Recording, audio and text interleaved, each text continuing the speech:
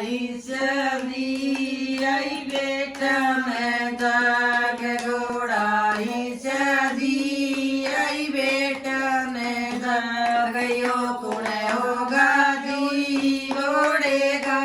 सवार यो कुणे होगा जी घोड़े का सवार हम भीतर जी बेटांगे रखवार हम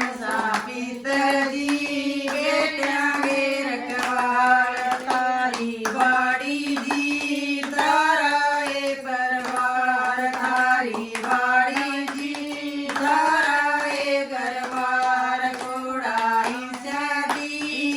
बहुआ